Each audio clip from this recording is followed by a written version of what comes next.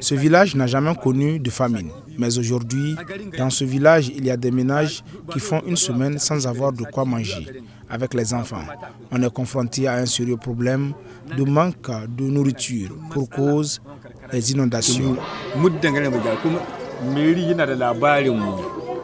Malam Garba fait partie de 40 000 personnes qui ont perdu parents, fortune, habitation, troupeaux, suite aux vagues d'inondations dans le département de Gaïa en 2016. Depuis lors, plusieurs milliards de francs CFA sont investis dans ce département pour préserver les populations des dégâts causés par les eaux. 6 ans plus tard, la situation ne s'est toujours pas améliorée. Quelles sont les causes du phénomène des inondations? Pourquoi les milliards investis ne portent de résultats dans la lutte contre le phénomène? Nous avons mené l'enquête. Ide Yarou est conseiller municipal de Gaïa. Nous l'avons rencontré à son bureau pour tenter de comprendre pourquoi les inondations persistent malgré les milliards investis. La population de Gaïa souffre énormément des inondations. La cause n'est rien d'autre que le manque de digues de protection qui longe le village de Tchassa jusqu'à Gatawani. La digue a cédé depuis fort longtemps. Une somme de plus de 3 milliards a été investie pour résoudre le problème dans ces villages de Tara, Amon, Tchassa et Sokoji, Birni. Toute cette somme n'a servi à rien. Le favoritisme, le népotisme et le passe-droit caractérise la passation des marchés à Gaïa. Selon Moustapha Jibo, le président de la plus grande coopérative des producteurs de la localité.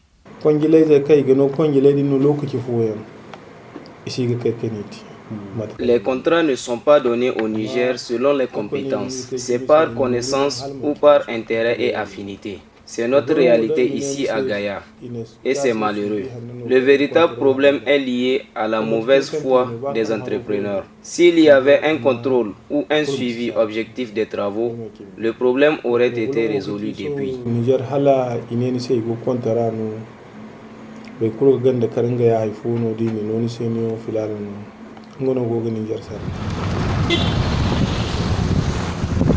Le département de Gaïa est traversé par le fleuve Niger dans sa limite sud avec le Bénin, ce qui en fait un des départements les plus fertiles du Niger. Le département connaît une pluviométrie de l'ordre de 800 mm par an sur 70 jours de pluie par an, ce qui est très favorable à l'agriculture, le plaçant devant les autres régions qui reçoivent au plus une pluviométrie dans le pays. La bonne pluviométrie, jadis synonyme d'espoir d'une bonne campagne agricole pour la capitale du Dindi, est désormais source de cauchemars et de drames. Une situation en grande partie imputable à l'homme, selon Dr Mohamed Zahraddin Sani, expert sur les changements climatiques qui s'expliquent sur les causes de ces inondations. Il y a plusieurs facteurs. Parmi ces facteurs, les mises en cause figurent les changements d'usage des sols ayant entraîné la modification des états de surface et l'augmentation du ruissellement. Et du coup, la transformation des forêts, c'est-à-dire vous n'êtes pas sans savoir que c'est la zone un peu forestière du Niger qui a quand même des forêts classées. Donc la transformation de ces forêts-là en terre de culture, vraiment par les actions humaines, quand même à faciliter ou bien à encourager le ruissellement.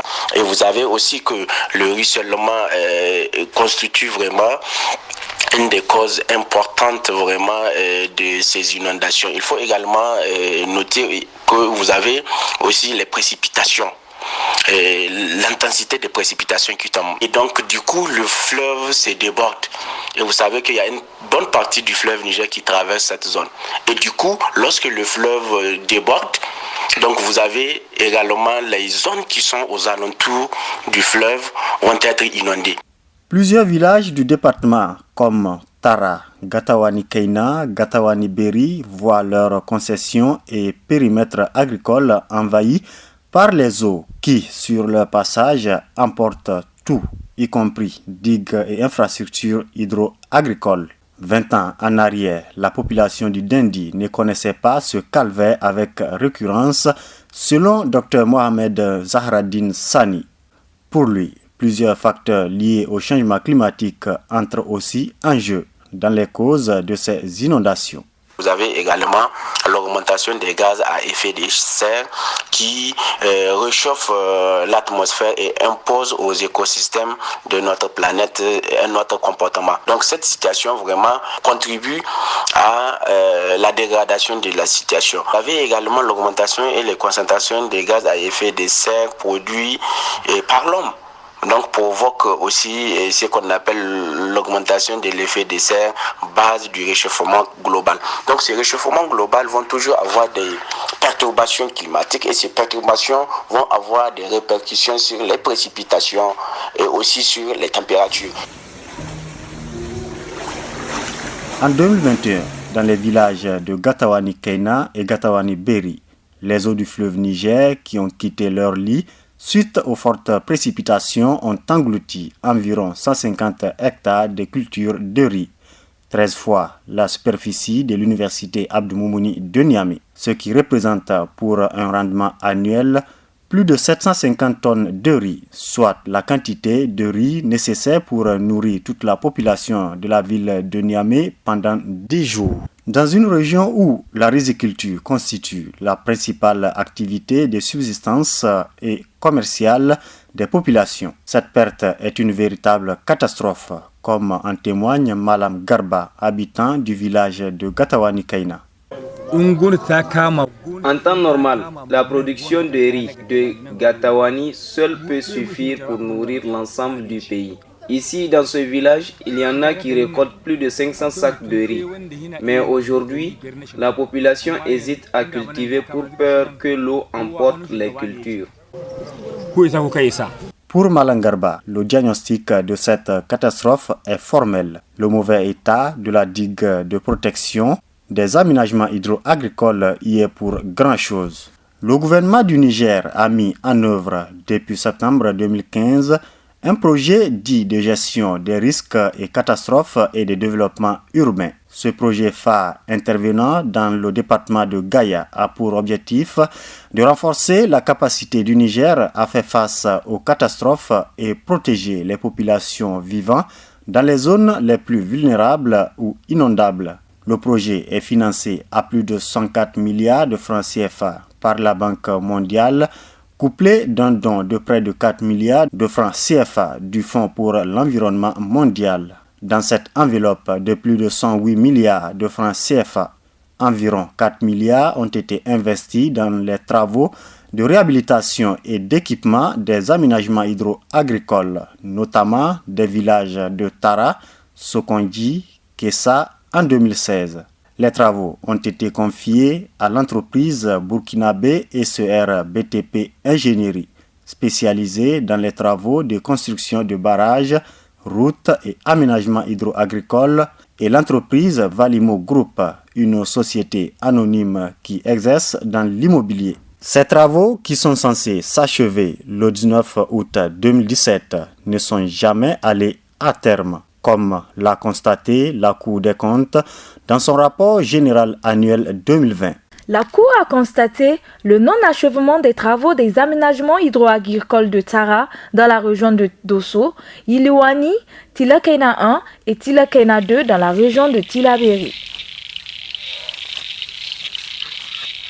Une digue de protection de 3680 mètres n'a jamais été achevée. La conséquence pour les populations est dramatique. Le village de Tara subit de plein fouet les affres des grandes inondations de 2019. Nous avons tenté de comprendre les raisons du non-achèvement de ces travaux. Le coordonnateur régional du projet, Oumarou Adarkas, n'a pas voulu nous recevoir. Nos efforts de contacter l'entreprise burkinabé SER BTP, responsable de la réalisation de cette digue, sont restés vains. En 2020, malgré les plus de 4 milliards de francs CFA déjà investis sans résultat, la Banque mondiale donne un financement supplémentaire d'un peu plus d'1 milliard de francs CFA au département pour des travaux d'urgence dans le cadre du mécanisme de réponse immédiate MRI pour secourir les aménagements hydro-agricoles immergés par les inondations du fait de la faillite du projet de gestion des risques et catastrophes et de développement urbain PGR-CDU. C'est ce qu'il faut comprendre de notre entretien téléphonique avec Ilia Miko, consultant à la Banque mondiale pour le projet. Cette mairie-là, elle a certes été exécutée par l'équipe du PGR-CDU, mais c'est un financement d'un autre projet. Donc lui, le MRI, il a réparé les dégâts liés aux inondations. Ok. Il y a le projet lui-même qui a fait tous ces investissements, mais ces investissements qui ont été affectés par les inondations de 2020. Donc il y a eu le mécanisme de réponse immédiate à la demande du gouvernement. Oui. Donc la banque a donné 39,5 millions de dollars. Et maintenant, pour Gaïa, principalement, c'est les aménagements hydro-agricoles. Sur ce montant de 39,5 millions de dollars, soit 23,7 milliards de francs CFA, plus de 894 millions de francs CFA ont été alloués aux travaux de consolidation de 8 aménagements des localités de Tara, Gaya-Amo, Sokonji, Kessa, Gatawani-Beri, Gatawani-Keina et Bumba, et près de 240 millions de francs pour les travaux d'urgence sur l'aménagement de Gaya-Amo, selon un rapport de synthèse du gouvernement que nous avons consulté. En somme, le département de Gaya a consommé au total plus de 5 milliards de francs CFA pour réhabiliter les infrastructures et améliorer les moyens de subsistance, la capacité de gestion des risques de catastrophe et traiter les risques en amont dans les bassins versants qui représentent une menace pour l'entité administrative. Malgré ces investissements importants à chaque saison des pluies, le département de Gaya reste et demeure toujours sous la menace des catastrophes naturelles. Et les populations ne savent plus à quel sein s'avouer pour protéger leurs habitats et leurs cultures. Nous avons rencontré le préfet, représentant de l'État dans la localité, Assimou Abarchi. Celui-ci a refusé un entretien enregistré. Cependant, reste critique vis-à-vis des résultats des investissements. Pour lui, les digues construites à base de latérite ne sauraient mettre fin aux inondations à Gaya. Pour Issa Garba, coordonnateur du réseau de la jeunesse nigérienne sur le changement climatique, le mauvais casting dans le choix des entrepreneurs chargés d'exécuter les travaux explique en grande partie pourquoi Gaya n'arrive pas à finir avec son mal d'infrastructures de protection contre les inondations inefficaces. En réalité, ce n'est pas la conception des projets, mais c'est dans la mise en œuvre de projets dont la difficulté s'ouvre parce que les gens ne sont pas sérieux, les gens ne sont pas honnêtes. Quand vous voyez toutes les infrastructures qui sont mises, vous allez constater que vraiment, c'est soit on a donné à des maîtres d'ouvrage qui n'ont pas du tout les compétences, parce que tout simplement le politique a agi, ou bien tout simplement il y a de la corruption, parce que souvent aussi il ne faut pas accuser le politique, souvent aussi il faut engager la responsabilité de certains administrateurs ou bien certains gestionnaires de ces projets-là. En réalité, c'est dans la mise en œuvre des projets, le problème se pose en réalité. Une observation partagée par Zakou Sanché, acteur de la société civile à Gaya. Tout est politisé aujourd'hui dans le département de Gaya, tous les secteurs, et on ne sait vraiment pas ce que veulent nos autorités. Si l'on décide de faire un audit de façon objective de la gestion des inondations à Gaya, plusieurs personnes se verront en prison. Le manque d'implication des populations dans le diagnostic des maux et aussi l'exécution des projets est une explication mise en relief par d'autres personnes face à la fragilité des digues de protection contre les intempéries.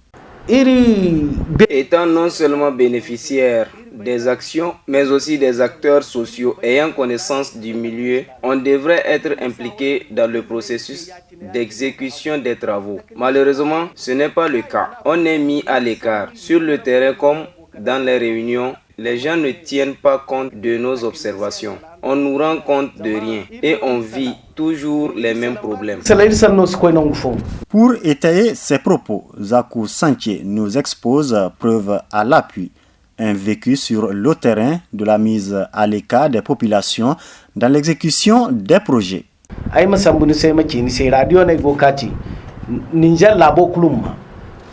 Quand igoga aménagement réhabilité en tant que société civile.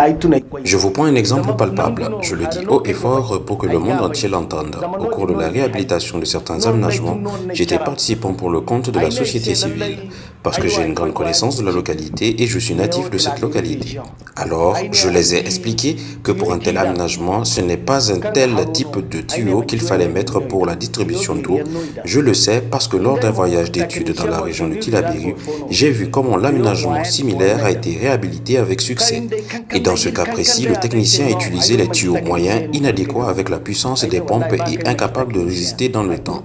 J'ai insisté pour qu'il comprenne ma préoccupation. Sa réponse était que je ne suis pas un technicien, alors de garder mes observations. Et il fallait s'y attendre. Au bout de quelques jours, les tuyaux ont cédé et jusqu'à présent, on vit les conséquences.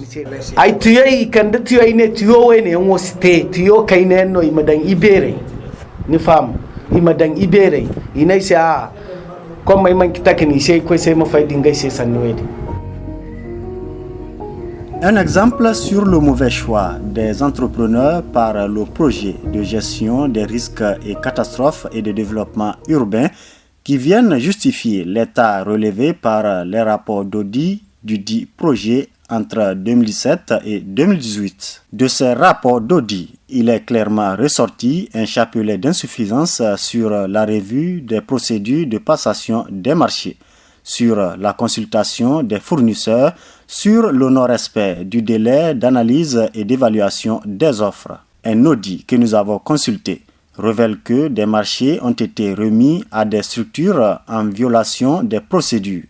Par exemple, à Dosso, contrairement aux procédures, il a été passé un marché d'un montant de 3 milliards par un appel d'offres national au lieu d'un appel d'offres international pour la réhabilitation et l'équipement des aménagements hydro-agricoles. Plusieurs insuffisances dans la revue de passation des marchés du projet de gestion des risques et des catastrophes et des développements urbains pour lesquels le coordonnateur régional du projet, Oumarou Adarkas, n'a pas voulu répondre à nos sollicitations d'interview et d'entretien. Nous lui avons écrit, puis l'avons appelé et rappelé. Nous avons même avisé sa hiérarchie à travers la responsable de la cellule communication du projet, Alimatou Zangui. Celle-ci lui a demandé, à travers un appel téléphonique sur le champ, de nous accorder un entretien.